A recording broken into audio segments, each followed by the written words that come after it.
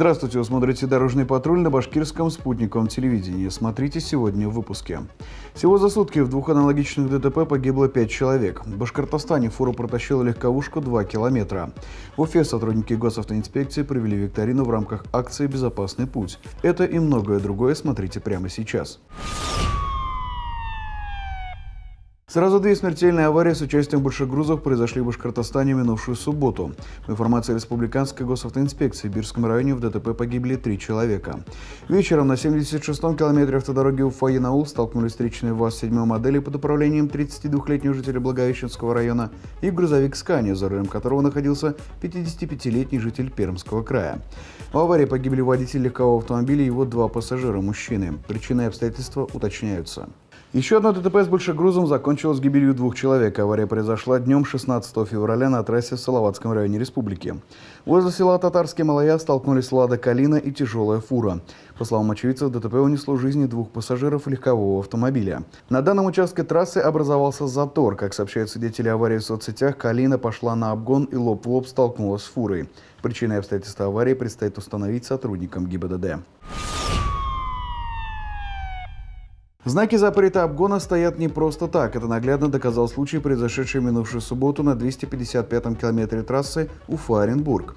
На видео видно, как Hyundai Getz поворачивает налево на прилегающую территорию. В этот момент его таранит Kia Rio. В результате ДТП пострадал водитель Hyundai. По предварительной информации, водитель Kia решил обогнать поток под знак запрета обгона и не успел среагировать на маневр Гетца. Подробности выясняются.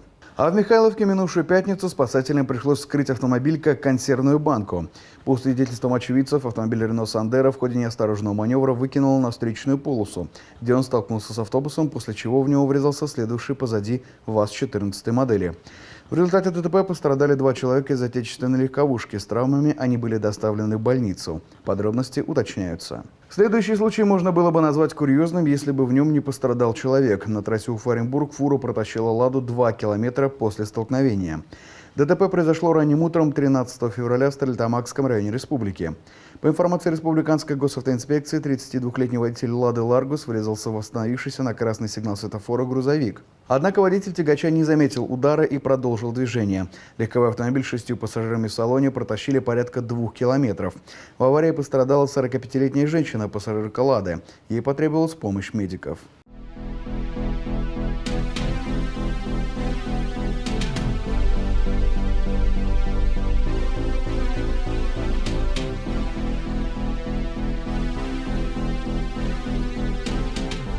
В Уфе ежедневно происходит множество дорожно-транспортных происшествий. К счастью, многие из них заканчиваются лишь механическими повреждениями. Однако не стоит забывать, что удар, который не повредит взрослому человеку, может серьезно травмировать маленького ребенка. Именно поэтому сотрудники госавтоинспекции регулярно проводят профилактические рейды по детским креслам. На одном из таких рейдов побывала съемочная группа дорожного патруля. Сегодня мы отправились в рейд с сотрудниками госавтоинспекции для выявления потенциальных нарушителей правил дорожного движения, а именно неиспользование детского удерживающего устройства с детьми младше 7 лет.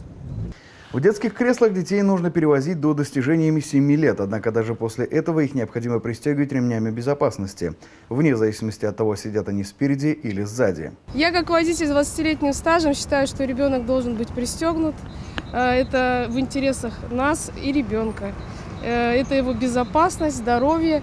На дорогах всякое случается. Многие думают, что основная причина таких рейдов – это способ наказать как можно больше водителей. Однако истинная причина – это профилактика детского дорожно-транспортного травматизма.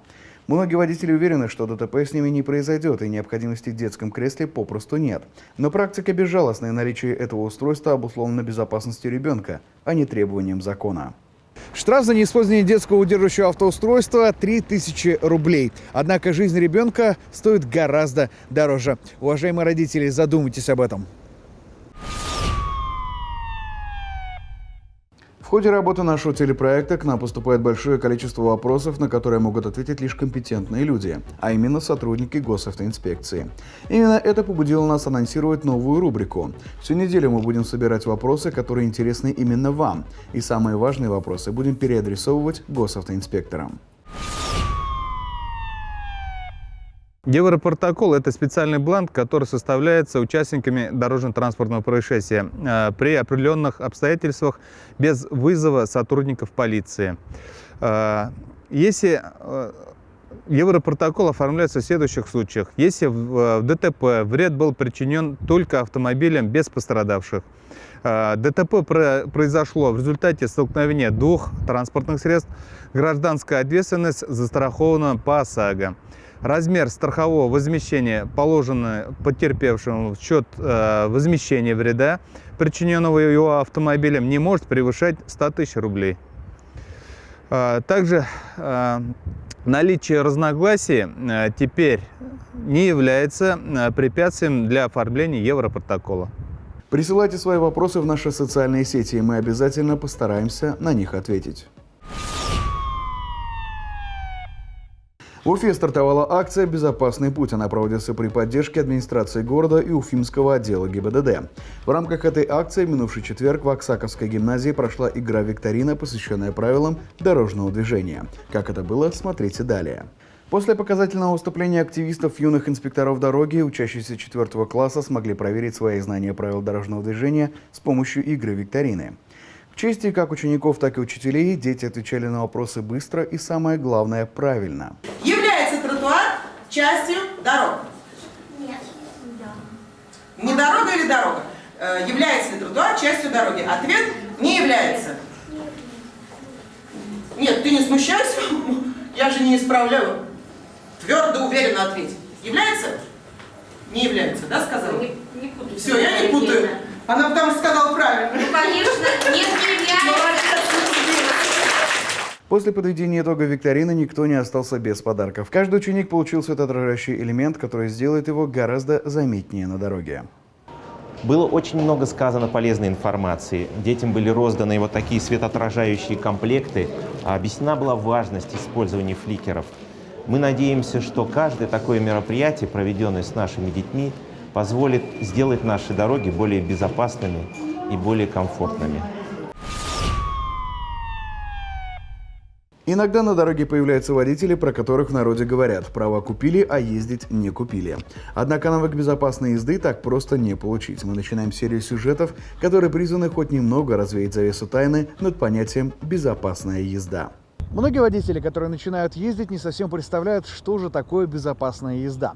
Сегодня мы вместе с нашим экспертом Дмитрием Лужбиным узнаем, что же такое безопасно передвигаться на автомобиле.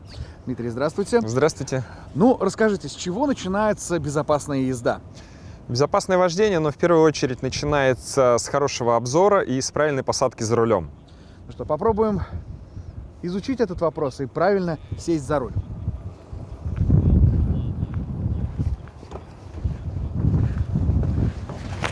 В первую очередь мы регулируем сиденье в продольном пространстве, то есть вперед-назад. И какие здесь требования?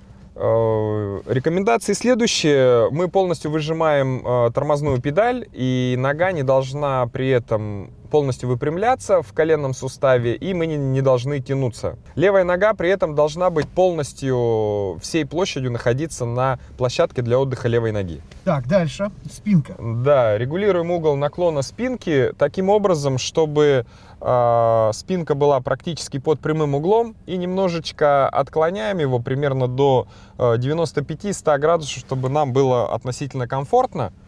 И правую и левую руку кладем запястьем на рулевое колесо в точке 12, ну, верхний край рулевого колеса.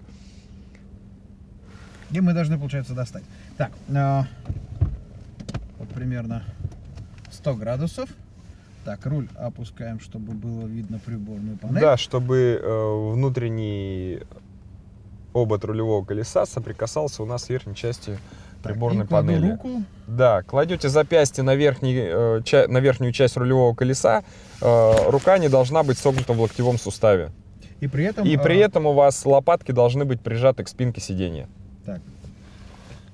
Если этого нету, нужно еще немножечко приблизить. Вот. Теперь лопатки у меня прижаты, и запястье лежит на 12 часах. То есть вот именно это правильное посадка за рулем. Да, именно это правильная и безопасная посадка за рулем. И из этого положения вы максимально быстро сможете выйти из экстренной внештатной ситуации. Что ж, с правильной посадкой за рулем на сегодня мы разобрались. Смотрите в следующих программах телепроекта «Дорожный патруль» непосредственно обучение безопасному вождению.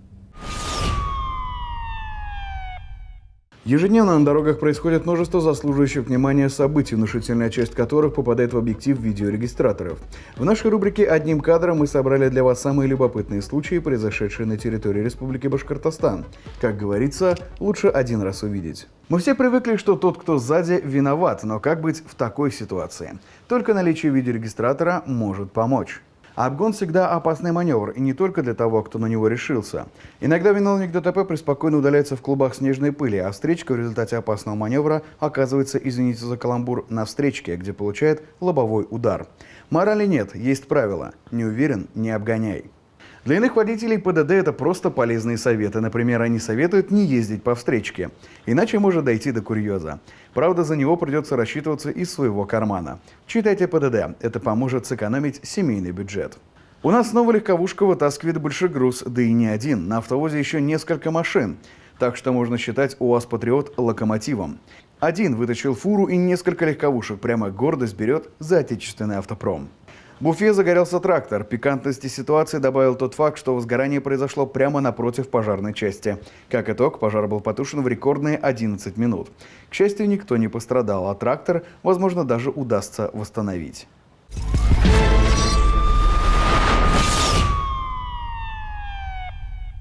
Автошкола «Автокурс». Обучение на все категории.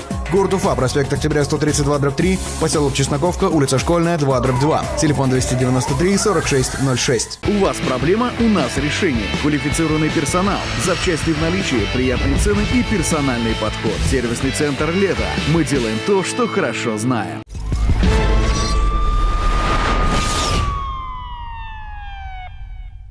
Присылайте свое видео в нашу группу ВКонтакте на наш номер WhatsApp 8 927 350 63 94. Вы смотрели «Дорожный патруль Уфа». Удачи на дорогах!